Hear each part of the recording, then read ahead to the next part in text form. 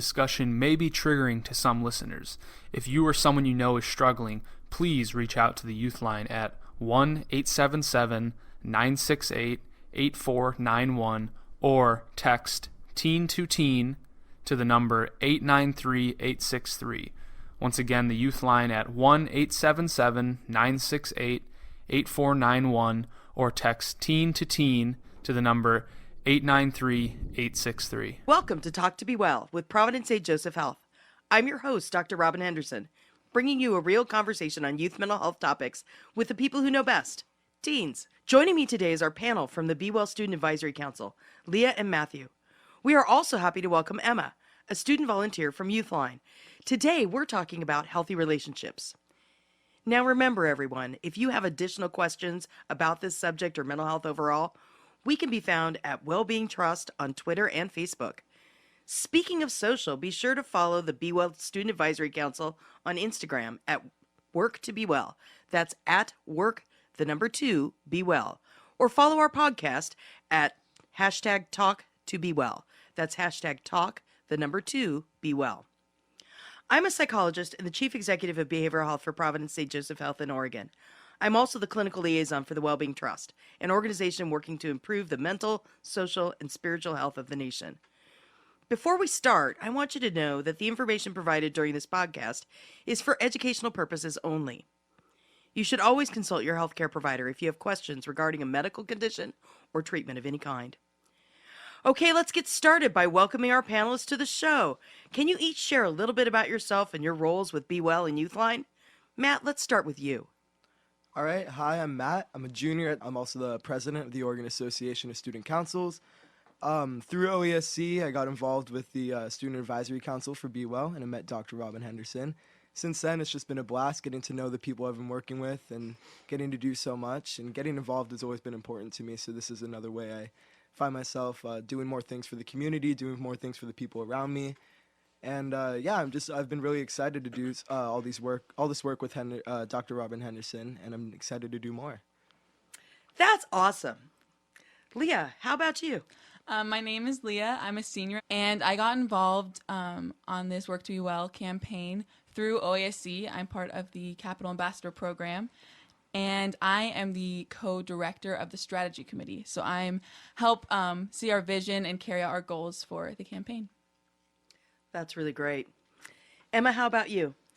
My name's Emma. I'm 17. I am a senior, and I'm a Youth Line volunteer. I got involved with Youth Line through Planned Parenthood Teen Council, and I've been volunteering with Youth Line for about 5 months. So I'm one of the people that answers the calls and chats and texts that come in, and then I also do outreach at schools around Oregon. Well, it sounds like we've got a great panel of experts today, and we're going to talk about relationships. And relationships kind of span a continuum. It can be anything from friendships to romantic relationships. We're not really defining that today because all relationships have an impact. And where I think we want to start is the way we relate to others really begins with how we relate to ourselves. What are some of the ways that you build your positive self-worth? Well, I think for me personally, I try to make sure that I'm a person, or like just for myself, that I can be comfortable in any situation or any environment that I'm in. And so that starts with me just making the effort to be personable with everyone, make sure that no matter who I'm with, I can always start a conversation, whether it be small talk or talking about, I don't know, like big international foreign conflicts, whatever it may be. Like, I'm always just trying to spark conversation, make sure that not only that I'm comfortable in my environment, but that the people around me are comfortable with me. So that starts with just breaking out of my comfort zone and making conversation with anyone and everyone around me. Emma, how about you? I think it's really important to just have like a good relationship with yourself and make sure that you're taking care of yourself, even in like smaller ways. And so, like not forcing yourself to do things that you don't want to do, and like doing things that you enjoy and like letting yourself have that. But, like it's a balance between making sure that you're pushing yourself, but also not like pushing yourself to do things that make you unhappy. For me personally, I think it's how I talk to myself. I think in the past I've had habits of being really negative, or when I make a mistake, being really hard on myself. So I think the number one way I build my positive self-worth is to have more of a growth mindset and take setbacks as challenges and be more forgiving and loving towards myself. Well, that's the basis of where we start a healthy relationship. Loving ourselves helps us to love other people. Who wants to describe a healthy relationship and tell us about somebody in your life that models what a really good, healthy relationship looks like? Okay, I'm gonna model my parents real quick, just 'cause like I love them so much. But I think like I look up to them a lot in the sense that they're really open with each other, and they're open with like the rest of our family too. It's not like an exclusive parent club or whatever it may be. It's like if they're having like a problem, if they're struggling with something, they make sure that me and my brother are aware of it. And then if we have a problem or something, even if we may not want to, talk really in depth about it, that we can at least let them know that something's going on and that we need like maybe an additional support in that time. And I think that's what a good relationship is like, making sure that you're aware of each other, like where you're at, whether it be you're doing really well or if you need extra support, like whatever time it is. Making sure you're able to communicate with each other. I think communication is really important to a healthy relationship. And I think my parents are like my model for that. I think when we think about healthy relationships, it's really important not to like compare relationships just because it's okay to like look up to someone obviously, but just like no two people are the same, like no two relationships are the same. And so thinking about like a healthy relationship as like an equitable relationship and knowing that that looks different for every single relationship, I think is really important. But just going off of that, like communication is super, super important, as well as like honesty and trust, but also going back to that, like having respect and care for yourself is really important in that. Is there any relationship you think about that you go, wow, that's a healthy relationship? Anybody you know? I really value my relationships with my friends because I think that we all struggle with our own stuff and we make sure to support each other, but also make sure that like when we need to take a step back and like work on ourselves that we're doing that. And also just making sure that like we're being honest and upfront with each other and like just like realizing that that's how we like function best, is if we're just telling each other like straight up when something is coming up versus like trying to hide it or like work it out on our own, and like knowing that we can lean on each other but also like putting ourselves first. Leah, how about you? I think what everyone else has said I definitely agree with. I think another important part about healthy relationships is boundaries. I think it's important to, like Matt said, communicate like when you need extra support and when you don't. I have a friend and she's in college right now, and so we FaceTime often.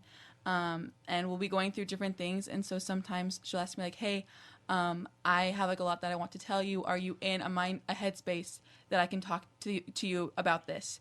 And so I think it's really important to do check-ins like that and to have boundaries, because obviously like when you're close to someone and you have a love for them, sometimes you want to go all in, and that's wonderful, but it's important to know where they're at so you can meet them there.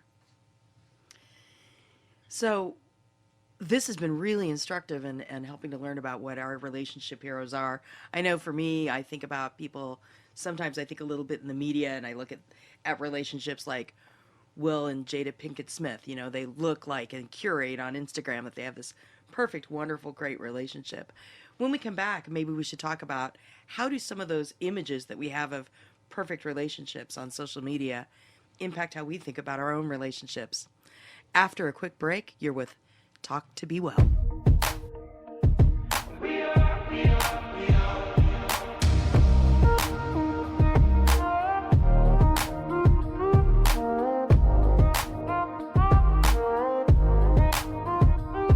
LA on a Saturday night in the summer, sundown and they all come out. Lamborghinis and they rented Hummers. The party's on, so they're heading downtown.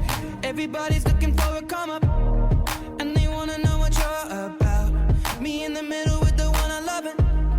We're just trying to figure everything out. We don't fit in well, 'cause we are just ourselves. I could use some help getting out of this conversation. Yeah, you look stunning, dear, so don't ask that question here. This is my This discussion may be triggering to some listeners.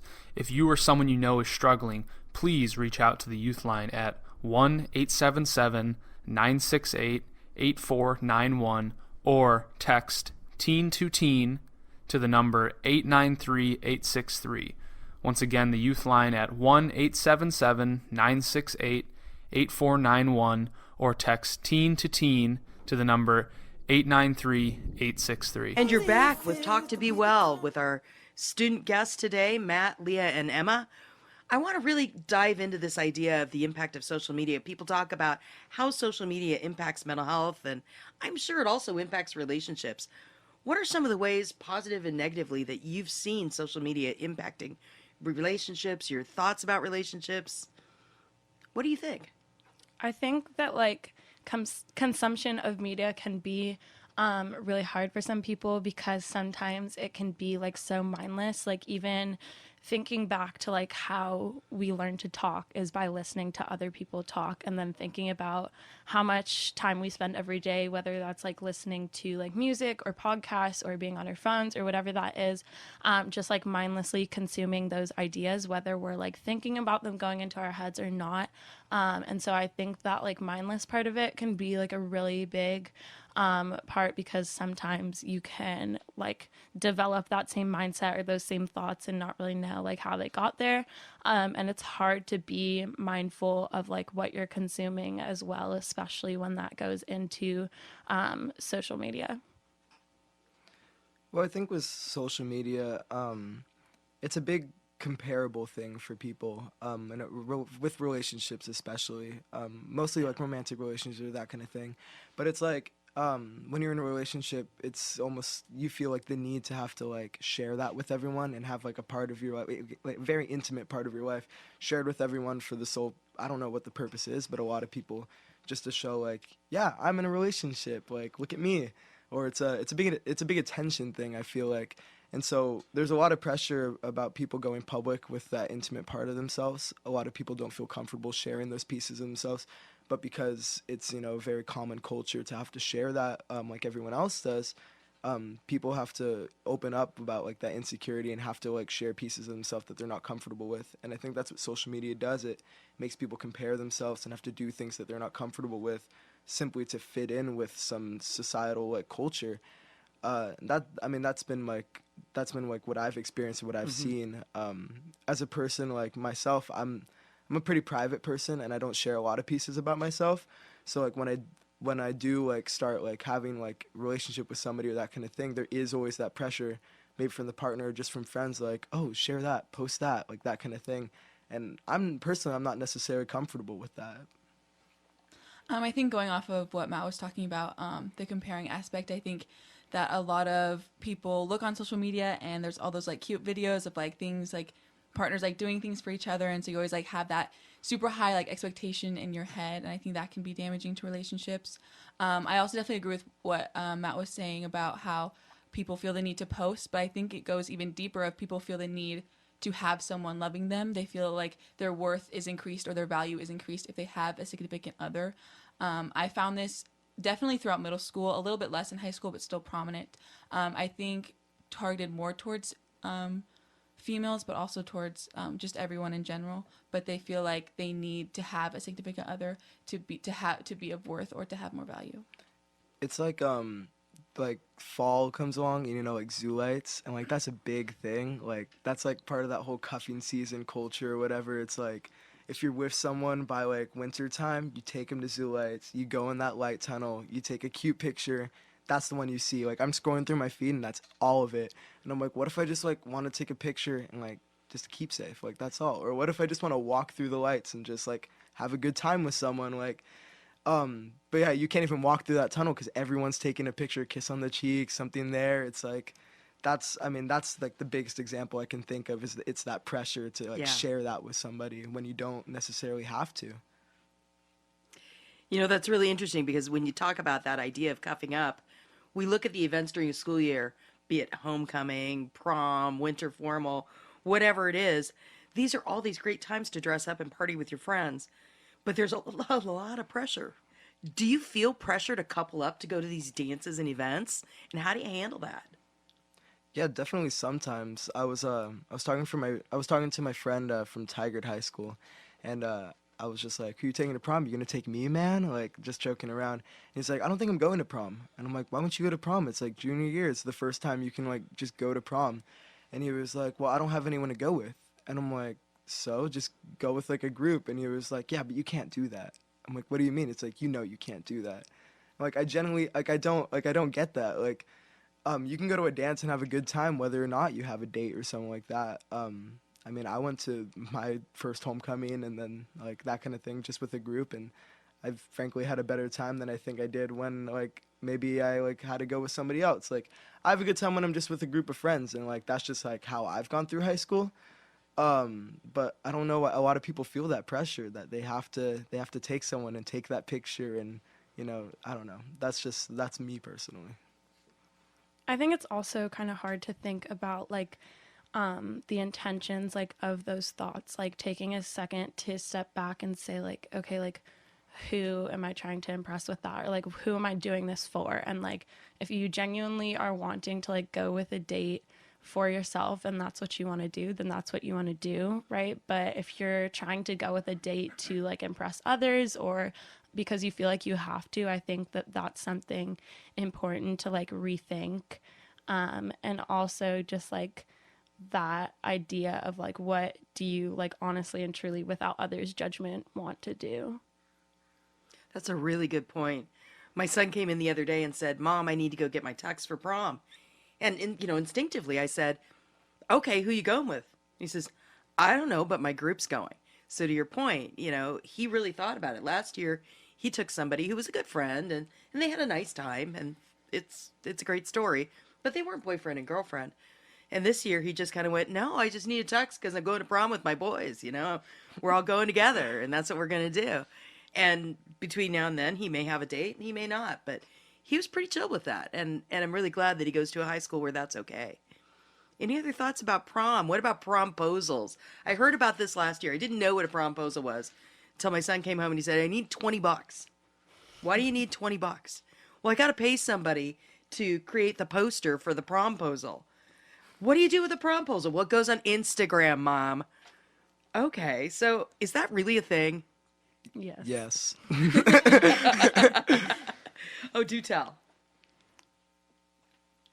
I think that there is like a lot of added pressure in that, like while it sometimes can be like a really thoughtful thing that has like genuine intentions, I think that that can also put pressure on the other person to say yes. And I think that like within all of this, like feeling the need to be in a relationship and stuff like that, like within that conversation, there's also like this thing that like everybody has with like rejection and thinking that that's like a really terrible like heartless thing when it can just be like really genuine, and like those are boundaries, right? Like going back to like the simplest idea of boundaries. And like I think adding on to like the promposal, like while it can be really well intended, it also puts so much added pressure like when people are filming it and like when they took the time to set this up, and I think that that can like add a lot of just like pressure to make a certain decision on the other person, and whether that's like something that they want to do or not. Wow. Did you know that the average teen spent $324 on promposals in 2015? And the average prom going teen spent $919 on the dance itself. Leo, you look horrified. I am shocked. That sounds crazy to me. That is just so much money. I don't want to say waste because obviously it means a lot to some people, but I think it's crazy that that some of us let things like social media kind of like determine our actions in relationships.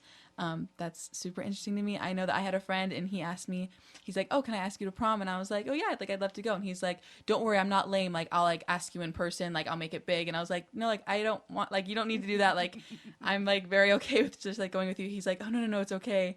And so he actually like did ask me in a big way, and it was nice.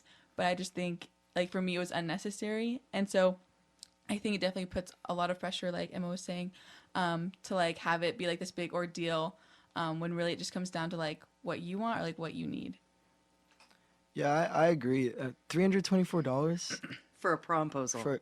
for like a poster and like I mean that's usually what I see, but that's so much. Oh my gosh. Yeah, I think going back to what was said before, just about like the added pressure, like that's just, I mean, to put that onto a person, like if they say no and they're like, but I spent $324 on this, like it's like a lose-lose situation, because if it's someone you don't want to go with and you say yes, then you'll go and you probably won't have a great time. But then if you say no, then like everyone's like all on you, like how dare you, like they really put in all that effort, they put in that work, and I think that's just so unfair for some people. I like the idea of just like a simple like, hey, do you want to go, or like that kind of thing. Like Leah said, it's like that's how it should be. But and then some people are very so different about it too, because like some people do want the big like voluptuous like poster and like all this thing, like they want like the big deal and all of that, and it's like nobody really knows like how some people feel about it, so like it's like 50-50 sometimes, like do they want the big poster or do they not, and then that just determines everything else. I think going back to that like idea though of like not knowing what someone wants, I think that goes back to like the really easy like idea of like consent, right? And so even just like when Leah was talking about how her friend had asked her beforehand, I think that like can seem so simple to people, but that's a really big piece, is just verbal consent. And like when we're pushing people to do these things, even when they're not like sexual acts in any way, then it like creates this pressure of not being able to say no, right? Which can go into so many other things. And then there's these ideas of like, why is it so hard to say no? Like, why can't you just set up your boundaries? But like, if you think about it, there's so much pressure.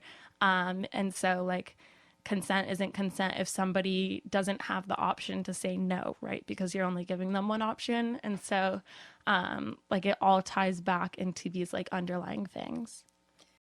You know, it's a really great point about boundaries. Boundaries are one of the hardest parts about relationships. How do I give up, how do I protect me and still be in relationship with you? And how do I know how close can I stand to you? Where is your boundary? Where is your bubble? And I think prom and homecoming and all these things push those boundaries for people. Can girls ask boys to prom? How does this work these days? Anybody ask anybody? Is that okay? Yeah, I mean, I would like it. Yes. It's like I'm like I said before, like I'm very like kind of like private, like I keep myself to myself sometimes, even though I'm a very outgoing person. And so like sometimes I'm just like, it'd be so much easier if like they just asked me, like that'd be so, like not a lot of guys are like that, but I'm just kind of like, yeah, go for it. Like I don't care. Like in the end, we're going together. Isn't that what this is all about? Having a good time. So I don't know why it has to be like, well, I know why this is pressure. It's like societally. I mean, it's like it's a very new thing. Girls asking guys, and I see a lot more. And it's like a little bit more common now, but it's still very like at my school. It's not very heard of. Like I haven't seen a girl ask a guy in a long time. But yeah, yes, please. So Matt's putting it out there. So for the record, he's putting it out there. I'm in full support of it as well. I think it is a lot less heard of, or girls just kind of expect guys to do it, but I think that just like puts a lot of pressure on them. But I like to go to prom usually just like with my friends, like a group, so I've never done it, but if I had an interest, I would definitely go for it, and I encourage anyone who wants to just ask who they want. So as we sit here and think about these ideas of prom and homecoming and all these other types of dances and zoo lights, I love the example of cuffing. Some of our listeners may not be familiar with what cuffing is. Could you describe that a little bit? Look, I like, it's one of those things where it's like, the term, but not necessarily. Thanks, Leah. I don't know where it comes from. It's like maybe like handcuffing or something, like you're cuffed together. I don't know. Like maybe that's it, but like it's just the idea, like there's a specific time where it's like a boom of relationships. It's all of a sudden everybody's in a relationship but you, and so then you have to go out there and find somebody because everybody else does, and then it like now you have zoo lights and you see all those posts of everybody together in the light tunnel, and that's just my example, but it's like that fall time. Like it starts with homecoming, I think, and then right after homecoming, then it just goes to the end. And I would just like to add on to what Matt was talking about, cuffing season. I think it is perpetuated by what we see on social media. I think that's just kind of where it all started. Of you see, yes, these couples like going to like for example, like zoo lights or like, the pumpkin patch, like people like going to pumpkin patches and things like that. And like everyone's, like going on dates or getting into relationships, and it definitely makes you feel like more lonely if you aren't in one. I mean, fall is just such like it's such a festive time. Like, it's so easy to go on those little like cute cliche dates. Like, it's really easy. Pumpkin patch, like, are you kidding? Like, that's, yeah.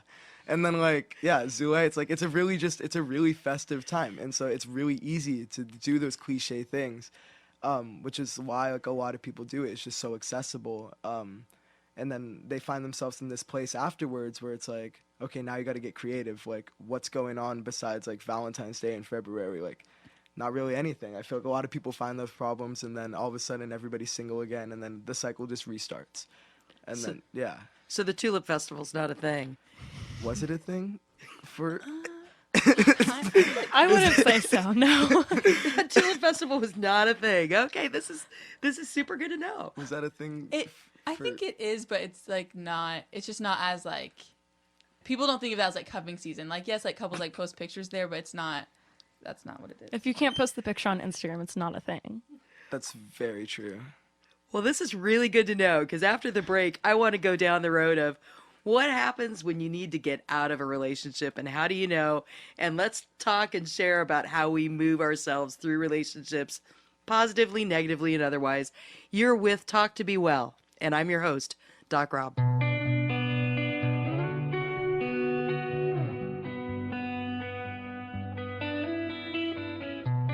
In your eyes, there's a heavy blue. One to love and one to lose. Sweet divine, the heavy truth. One to love, don't make me choose. I wanna feel the way that we did that summer night. I wanna feel the way that we did that summer night. I've been running through the jungle, I've been running with the wolves to get to you, to get to you. I've been down the darkest alley, saw the dark side of the moon to get to you, to get to you. I look for love and every stranger took too much easy anger, all for you, yeah, all for you. I've been running through the jungle, I've been crying with the wolves to get to you, to get to you, to get to you.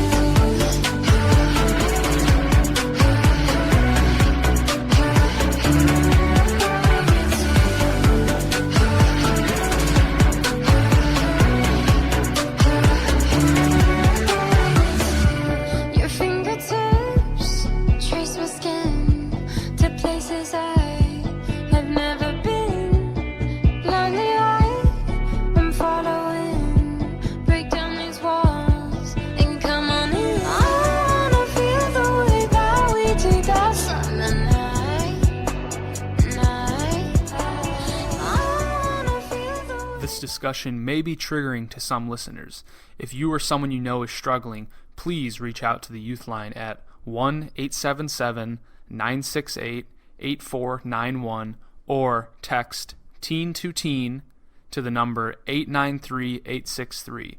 Once again, the Youth Line at 1-877-968-8491 or text teen to the number 893-863. And we're back with Talk2BeWell and our guests, Liam, Matt, and Emma. Emma's with Youthline, the peer-to-peer crisis line that last year had more than 13,000 contacts, and more than 2,000 of those were about relationships. Emma, I wonder if you want to talk about some of the relationship themes you hear people asking about. I think that there's a lot of like unknowns of like whether if somebody's in a relationship, wondering like whether that's healthy or not, and if someone is thinking that they're in like an unhealthy relationship, people come to us a lot wanting like non-judgmental support. And so I think that like that's a really hard piece of struggling when you're in an unhealthy relationship, of going places and getting this advice that you don't necessarily want, versus just like the non-judgmental support that Youthline offers, because we don't offer people advice. Like, we're there to listen and like help people work through things like on their own terms. And so I think that there's like a lack of understanding for people who are in unhealthy relationships, which can cause like a lot of isolation for people as well. You know, it's a really great point because I notice a lot of times with my son's friends, people will take sides in a relationship when a relationship starts to go south. And it'll be that kind of pressure of, oh, you should dump him. No, you should stay with her. There's a lot of judgment around unhealthy relationships. What kind of things do you all see, and what are the signs of an unhealthy relationship? Well, being frank, I'm not very experienced in relationships, Dr. Robin. But I will say that being someone that is there for a lot of my friends and being like someone that a lot of people feel comfortable going to, I can tell like the first thing is that when they're saying things to me that I feel they should be saying things to their significant other. They talk about being uncomfortable in situations, or they do this, they do that. I'm like, okay, that's great that like you're letting me know, like you're having someone to talk to, but doesn't it make more sense that if the person that's making you uncomfortable is your significant other, that you should be telling your significant other that what they're doing makes you uncomfortable? I think that's the first sign when they start telling you things that they should be, be open about and have like an open line of communication with. I think another thing is when they're in the relationship, they're not just like happiness is like a really important thing. It's like, isn't that why we stay in relationships? To have that support system, to feel generally like good. And when you're not feeling good, what's the point anymore? I'm trying to remember a quote that my friend's grandma told me. It's like, it goes like something like high school relationships are about having fun, and if you're not having fun, what's the point? Like, I just think about that. It's like, if you're not having a good time, if you're not feeling good about yourself, why are you keeping yourself in that position? I think that it's also important to address like this like victim blaming piece, and I think that it's really easy from the outside to say like, like, why are you still in this relationship if you're not enjoying it? Why are you still in this relationship if you know that it's not healthy? But it is like so many worlds of like more difficult when you're actually in that relationship. And so thinking about like the fact that like nobody's gonna stay in a bad situation if that's not like their only option, right? And so if somebody has like a healthy supportive way to get out of that situation, like it's important to trust that they would. But like going back to that, like, why would you stay with them? Stuff like that. Like there's so many of these other aspects. And like, I want people to know, like when they're listening to this, that like, we're going to talk about maybe some warning signs for an unhealthy relationship, but like honestly and truly, like it's okay if you are in an unhealthy relationship and you don't know what to do, or it's okay if you were in an unhealthy relationship and you didn't see any of these warning signs. And like sometimes people will never realize that a relationship was unhealthy until they got out of it. And so really thinking and like holding compassion for these people, like, yes, we want to give you these warning signs, so if you notice them, then you can maybe reach out for support, but also like holding the space for the fact that that's not always an option for people, and people aren't always seeing this, and like these things can be going on, but you can still have a lot of love for your partner regardless of what's going on in the relationship. And so just knowing that like we are trying to offer this as like support, but like we know that this isn't always like the situation that everybody's in. Going off of what Emma was saying, what I see happen sometimes is when someone is in a bad relationship or an unhealthy relationship, a lot of their friends will be like, okay, well, you need to like get out of it right now. Like you need, like they're pushing them. And a certain situation that I saw happen was they were like, okay, you either pick, like you're either in this relationship, and if you don't break up with this person, then we're not gonna be friends with you anymore. And I think that is not the right way to go about things at all. I think what Emma said, like part of what Youthline has about being like non-judgmental, I think I wish like that would happen more often with just like everyday relationships and like just like friends to friends, because it is super hard to get out of once you're in it, and sometimes you can't see, or you're like more blinded. So just it's really important to be there for someone through it and not make them choose, or not give them like an ultimatum, or like try to force them out, because it is a super difficult situation. So I think the best thing to do is offer your support and love, and if it crosses a certain point, to tell an adult. But other than that, just to be there for them is really important. So it's really important to note that 1 in 10 teens report being hit or physically hurt by a partner. 1 in 3 report being emotionally abused. 1 in 10 reported being forced by a partner to have sex or to engage in sexual activity. And that raises the issue of consent. What is consent?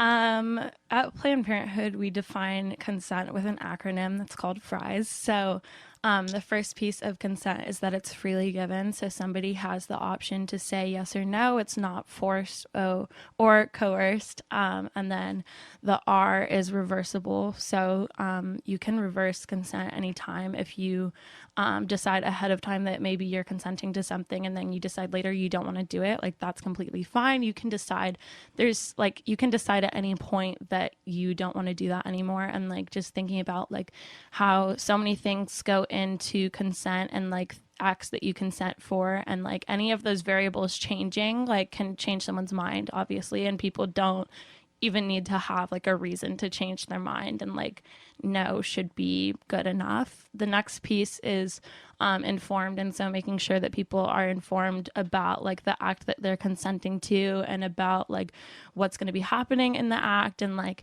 the specifics of like what's going on with them and their partner. And then the E would be enthusiastic, and so going back to that piece of anything that's not a yes is a no. And like that also ties back into like what we were talking about with boundaries, and boundaries can be really, really hard to set for some people. And some people aren't comfortable saying the word no. And so they'll give like maybe, or like I'm not sure, or like maybe another time. And like anything that's not like an enthusiastic yes is a no. And even if someone's saying yes and you're watching their body language and they seem really uncomfortable, that's a point where you should be checking back in and saying like, are you sure we don't have to do this right now? Stuff like that. And then the last piece is specific. And so being specific about what you're consenting to, and like where, and like all of these options that like go in, all of the variables that go into like that act, and making sure that everybody's on the same page, because again, everybody has like different definitions of things. And so making sure that like specifically everyone's on the same page, but also adding on to that, making sure that it's ongoing and it's not just this one yes or no question, but it's being continued throughout the act, or whether that's like in a relationship, making sure that you're getting consent every time, because it's not just one like question, like it should be an ongoing thing. And there's like the verbal piece of it, but also watching people's body language can be really important. That's really, really great. And I love the fact that there's a very easy acronym for that.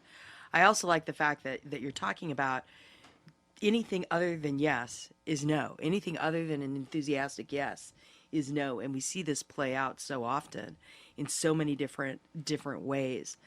And this is not just about those types of romantic relationships.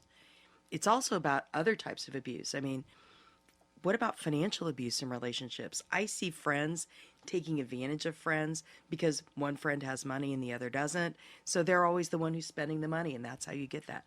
Do you all see things like that, other types of abusive relationships? I mean, yeah, definitely. I mean, there's always going to be a point where someone's going to take advantage, and not in like maybe an intimate sense, but like if someone has been maybe paying for your food for so long, and then you find out, you just get used to that, and the one time you're like, oh, I didn't bring my wallet. They're like, oh, I just expected you to, like, that kind of thing. That, I mean, that's taking advantage. And that goes back to the piece we were talking about earlier. Like, sometimes you don't recognize when you're in those relationships what's so wrong about it. You don't recognize like the problems that are happening, but it might be very visible for someone outside. And then it just makes it so much harder to get out of that. I think, like Leah and Emma were saying. Yeah, like your friends will pressure you and be like, yeah, that's not okay. Like, you need to look at that. That's not okay. But while you're in it, you're like, I don't see any problem with this because, like, this person cares about me, or that kind of thing. That definitely makes it especially a lot harder for those relationships. So what are the warning signs that you're in a bad relationship? How do you know? I think that sometimes people just know and they just have a feeling, and like sometimes people don't know, but I think that like I think about like myself when I was like really struggling with my mental health. I would go on like Safari and be like, Google, like, am I depressed? And like, if you're going into like, if you're going on Google and saying like, what are the like unhealthy warning signs in a relationship? Or like, if you're even like thinking about that, like if you have to do that, that should be a warning sign for yourself. Because I think sometimes like honestly and truly, you just have a feeling, but also sometimes people really don't know. And that's okay. Yeah, I think for myself too, like with like bad friendships, I think I noticed like the way that I was acting in my own household, and then like the reflection it had like on my grades and that kind of thing. I think like I was in a pretty bad like relationship with a group of friends, and I was in like a bad group of friends that I didn't think had like a good impact on me personally, and I saw that.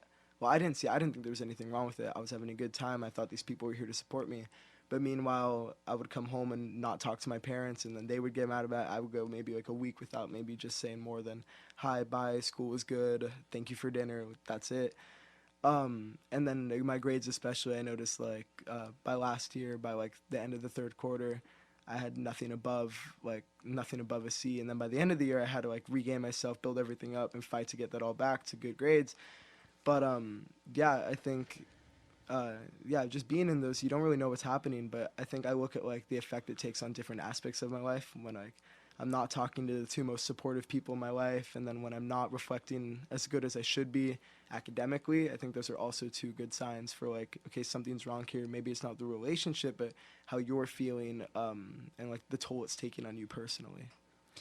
Some unhealthy signs that I've either experienced or seen are one, if they're pressuring you to do something or be someone that you don't want. I think that's like a red flag. I think also if they make you feel guilty a lot for things that you shouldn't be feeling guilty about, like spending time with other people. I think isolation is a big part of it too. Some people have this idea in their head that like, oh, if you're best friends, then you're best friends and you shouldn't be hanging out with other people, and they get kind of possessive. And I think if someone sees you in that light or you're possessive towards someone else, I don't think that's healthy. I think you need to be able to be comfortable and be able to set those boundaries and have that important aspect of consent. And if you don't, then it's unhealthy. You brought up at first like doing things you don't want, and I think that's especially like harder in high school because a lot of the times people are very vulnerable in the sense that they're just trying to figure out who they are. High school is a lot about finding out who you are personally, finding out the do's and don'ts. What are you like? What are the things you like to do? So especially when you're really confused about those things, you're pretty vulnerable and susceptible to those types of actions. So you find yourself thinking, it's like, this is what I want. Like when you think you're having a good time and you think you have that support, but you don't, it's like, yeah, this is what I want. This is who I am. This is who I was like meant to be. And it's especially harder to get out of that when people start identifying with those things. It becomes a very personable piece of someone. And that's why it's really hard to get out of those relationships. It's just because it becomes it's how you identify with yourself. It's how you, like, when you start feeling comfortable, that's just when when you just start feeling comfortable, I think, is when it gets to the point where you're not going to be able to recognize that yourself. You need the people around you to, point out that, okay, maybe things are changing and you're not the same as you have been in the past. Whether that be good or bad, you need to be able to have those people to, shed that light for you. Well, you all have triggered a lot of questions on social media. And when we get back after this break, we're going to take some of these questions from social media today because this is Talk2BeWell, and you all are doing an excellent job at it. I'm Dr. Robin, and we'll be right back. Give me your attention, baby.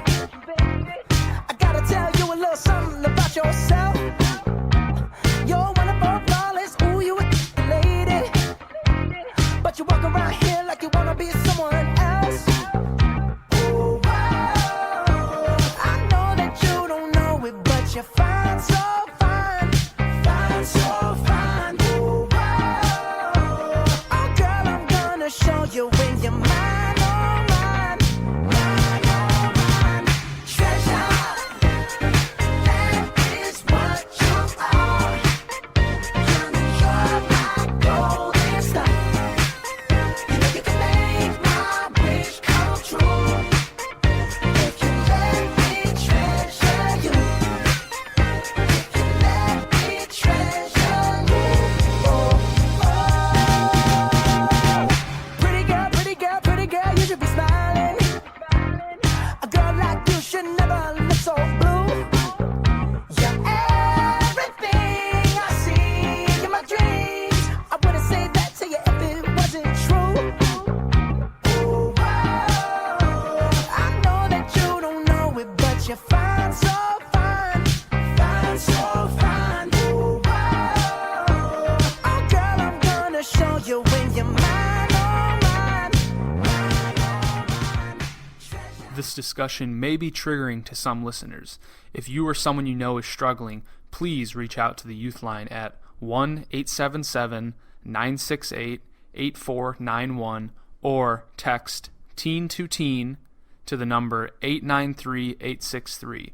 Once again, the Youth Line at 1-877-968-8491 or text teen to teen to the number 893-863. And we're back with Talk to Be Well. And after that last segment, it really left me wondering, okay, we've talked a lot about bad relationships. What's your advice for how you get out of a bad relationship? I think that it is really, really hard. And that's like the first thing that I want to say is it is so hard. And it's okay if you don't know how, and it's okay if you don't feel like you're ready to. The piece that I would add is that sometimes there's like this idea of like, okay, it's going to get better. We'll work through this. It's going to get better. But like a lot of times, if you're seeing these same patterns, it won't. And so I think that like it takes so much time to heal from that and so much time to like reframe your life so it's not around that person. And just knowing that like that is never like, the sooner that you end that relationship, the sooner you can start healing, right? And so there's no time that you can end that relationship where you're not going to have to heal from it. And so the sooner that you're not in that place, the sooner that you can start healing, and just knowing that like, even though you still have like love and care and compassion for that person, it's okay to separate yourself from them, and it's okay to hold that love and care and compassion for yourself and put yourself first. And it's almost impossible to heal in the same place that you got sick in. And so just thinking about that, and like it's really hard to heal when you're still trying to hold that compassion for that person, or while you're still always around that person, and knowing that like you need to work on yourself first, and you need to put yourself first, which can be like such like really hard step, especially if you're dealing with this like manipulation or emotional abuse or whatever that looks like. But just like being able to hold compassion for yourself and knowing that it's really, really hard. And it's hard to like tell yourself that someone that you care about is hurting you. And that's like a really, really hard thing to realize. And so like another like big piece is just like holding compassion for yourself. Also just any relationships in general, like Emma said, are very hard. But make sure that you're ending it in whatever way you feel comfortable. Maybe like some relationships, you out of respect, like for like the relationship, like talk to them in person, like owing them that like face-to-face communication, like this is done, this is like over, that kind of thing. But sometimes that's not possible. There's a lot of factors that might make someone feel unsafe. Maybe your partner is not in the right headspace, or you know, has the control over their temper to make you feel comfortable to end that kind of relationship face to face with someone. So do it in your own means, whatever makes you feel comfortable doing it, whether it be in public or private, maybe just having to do it over the phone, something like that. Whatever makes you the most comfortable, because it is a hard thing for a lot of people, and not everybody's capable of handling it respectfully. I agree with Matt and Emma. I think it is a very difficult and real thing to do, but it is very serious, and it's something that is crucial. I think it definitely depends on the situation and how you feel and how you want to go about it. I think one super helpful thing is having support from other people if possible. I think talking about it to either a trusted adult or a friend, and kind of maybe brainstorming with them like, hey, I need help, like this is scary for me, so they know what you're going through, because I think going through it alone is like one of the hardest things ever. I think getting support from other people and having them kind of back you up in this, because I think it's super easy to want to believe them or love them, or kind of fall back into what Emma was saying of, maybe it'll get better, maybe I shouldn't do this, and kind of like having second thoughts. So I think sticking to your decision and getting support from that really helps. Can I ask a question real quick? Absolutely. Like I said, like doing whatever, like ending a relationship, like however you feel comfortable, that's really important. But there's also like a stigma piece around how you end it, and I think a lot of people say it's like you're a terrible person for texting someone like to break up with them, sending like a long paragraph or something like that. Is that in some cases a reasonable means of breaking up with someone? Although it's like it's very like it's very, some people would say childish, very like middle school like, but in some cases is that acceptable to be able to end a relationship through a text message? Absolutely. I think that if somebody is hurting you, you don't owe them anything. You don't owe them that apology. You don't owe them like a reasoning. And sometimes it's hard. So going back to that piece of like, this is somebody who is abusive, whether that's physically or emotionally. If that's what you have to do to get out of that, then do it by all means. And I think that like, it's like, we're talking about like breaking up with someone who is possibly like abusive. And so just like, even during the breakup, like that person is still going to be abusive. And so knowing that like that can be so much harder in that situation, and like especially when there's like manipulation going on, like it can be so hard to do that in person. And like I feel like so many times like someone will go to break up with someone and then that person will manipulate them more. And so that's just like another spot where like an abuser could make themselves look like the victim and like be playing that role to continue on the relationship. And so just like knowing that that is such a like vulnerable space for you to be in, and that's like an easy place for them to come in and like take the power of that situation. If you need to text them to break up with them, absolutely do it. If you need to Snapchat them to break up with them, do it. Like anything that you need to do to get yourself out of there, I'm proud of you. You know, that dovetails right into our first question from Facebook from Isabel. What do I tell my friend if I think their boyfriend's being abusive and they're covering it up? It's definitely sensitive. You can't just, I think we touched on it earlier, but you can't just be like, you can't make it like a threat thing. You can't be like, you're in an abusive relationship, get out or I won't talk to you. Like that's, I mean, that's ridiculous. That's not support. That's just selfish, I feel. You have to recognize that, you know, relationships are different for everyone, and you don't know the relationship like the people that are in it. It's a very like it's an intimate thing. It's a connection between two people that's, you know, you can't always see from the outside. So I honestly like I don't know how I'd answer that. I don't know, like you have to be a supportive friend. You have to be, you know, like sit them down, talk to them about it without being pressing or aggressive. You just have to recognize that you're looking at it from a different point of view, and that maybe they have a different point of view that not everybody sees. I think going off of like what Matt said, that like it is definitely like I do hold compassion for people who are watching a friend going through that, because it's really hard to watch someone you love like be struggling with that, and it's really hard to know what the right thing to do in that situation is. And even though like saying you need to break up with this person or we'll stop being friends, stuff like that, is probably not the most trauma-informed best thing to do. There are people who don't know what else to do, and that is a fair spot to be in.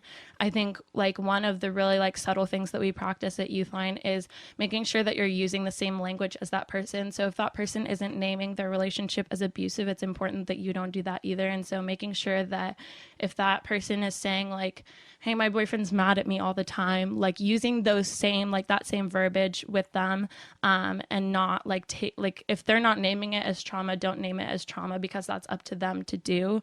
But also knowing that like a fair amount of that time, that person needs to get out of that relationship on their own terms. And so supporting them and doing that, and really making sure that you're holding compassion for them and how hard that is, but also offering resources and knowing that like, I'm assuming this person asking this question isn't trained or a doctor or anything. And so making sure that like we're getting someone who is involved, but in a way that supports them and in a way that's not like breaking their trust, but also knowing that it's not just on you to like fix that person's relationship or get them out of that relationship, because that's a huge responsibility. So I think I want to go back to something, Emma, that you said at the very beginning about Youthline, and the fact that if you're in a relationship and you have a friend who's, you know, you think may be in an abusive relationship, referring them to Youthline for peer support, where you have a trained peer counselor, you know, call 877-968-8491, and there's somebody there for you who's trained in that conversation. Yeah. No, I just want to say, going back, I think there's like abusive, like emotionally abusive relationships are like something like you can be a resource to your friend and like you can help them talk about it without being aggressive. But if you genuinely think and there's reason to believe that the abuse that's happening is not just emotional but physical abuse, someone's actually in danger. These relationships, they happen all the time, and it's not something that people like talking about.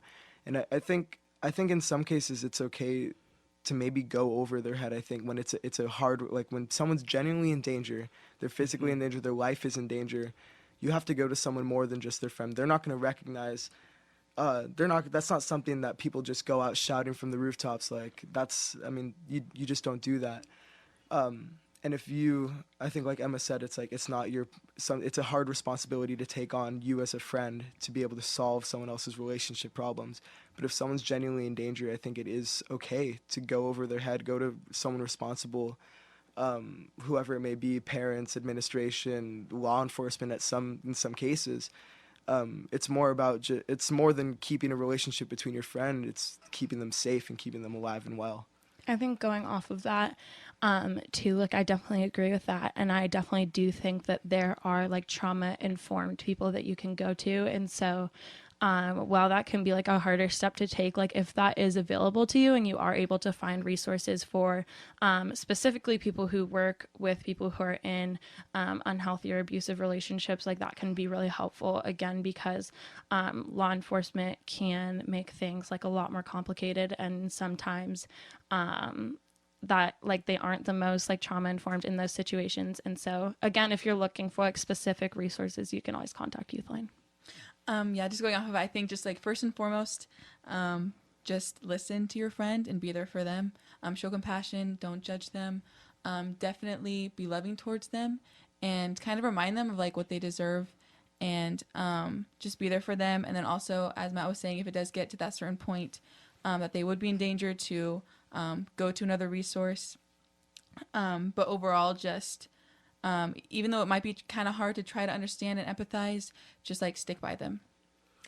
And I think, Leah, you've wrapped this up really well. I want to thank all of our guests here today. You have raised so many issues. We have so many more questions from social media to answer. I'm wondering if you all would come back another time so that we can explore some other aspects of relationships, because you've really brought up a lot of very interesting issues.